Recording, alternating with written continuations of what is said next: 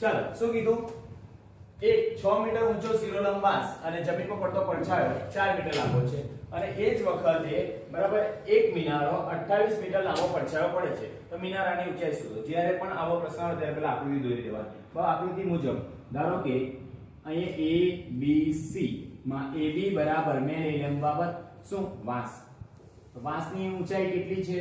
તો જો ધ્યાનથી વાંસની ઊંચાઈ કેટલી આપેલી છે બરાબર જમીન પર પડતા બરાબર કેટલો 6 મીટર પડછાયો કેટલો આપેલો છે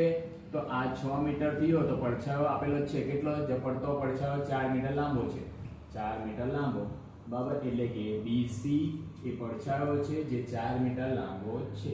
પછી કીધું એ જ સમયે એક મિનારાની પડછાયો બરાબર મિનારાનો પડછાયો કેટલા આપ્યો છે 28 મીટર આનું નામ આપી દઈએ આપણે PQR બરાબર એટલે કે QR એ પડછાયો છે કોનો મિનારાનો બરાબર કેટલા મીટર છે 28 મીટર અને શોધવાનું શું છે મિનારાની ઊંચાઈ એટલે કે શું શોધવાનું PQ બરાબર PQ શોધવાનું છે સર શું કરીએ તો પહેલો વસ્તુ કે કઈ શરત મુજબ આ એકરૂપ છે કે સમરૂપ છે તે પહેલા જોવાનું બરાબર આમાં બંનેમાં સરખું શું દેખાય તો અહીંયા બંને કીધું કે શિરોલંબ છે શિરોલંબ એટલે કે લંબ એટલે આ રીતે 90 અંશના ખૂણા બનાવે એટલે ખૂણો B અને ખૂણો Q ખૂણો ત્રિકોણ ABC અને ત્રિકોણ PQR માં ખૂણો B અને ખૂણો Q કેવા હશે સરખા બરાબર ખૂણો B અને ખૂણો Q કેટલા અંશના 90 અંશના શિરોલંબ કીધું એટલે બરાબર પછી એક જ સમયે જોઈએ છે આપણે એક જ સમયે એટલે ઉપરનો ખૂણો એટલે ઉત્સેદ કોણ બરાબર એટલે કે C અને R પણ સરખા હશે C અને R સરખા એનો મતલબ કે બે ખૂણા સરખા એટલે ખૂખુની શરત મુજબ બંને ત્રિકોણ કેવા થશે ત્રિકોણ ABC સમરૂપ ત્રિકોણ બરાબર PQR જો ત્રિકોણ સમરૂપ હોય તેના અનુરૂપ ભાગો કેવા થશે સમપ્રમાણમાં થશે એટલે કે AB છેદમાં બરાબર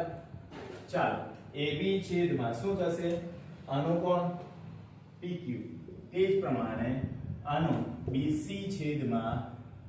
QR ચાલો કિંમત મૂકી દઈએ AB ની કિંમત કેટલી છે 6 મીટર બરાબર PQ ની ખબર નથી ખબર ચાલો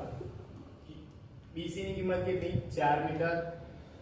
QR ની કિંમત કેટલી 28 મીટર ક્રોસ ગુણાકાર કરીએ ચાલો 6 ગુણ્યા 28 બરાબર 4 ગુણ્યા PQ મારે શું જોઈએ PQ એટલે PQ ને કરતા રહેવા દે અને આ 4 ગુણાકારમાં છે મોકલું તો 6 ગુણ્યા 28 ભાગ્યા 4 ચાલો 7 4 28 4 4 ગયા 6 ગુણ્યા 7 બરાબર PQ 6 7 42 બરાબર PQ 42 એટલે મિનારાની ઊંચાઈ બરાબર 42 થાય કેલ્સી લઈને બેસવું નહીં પડે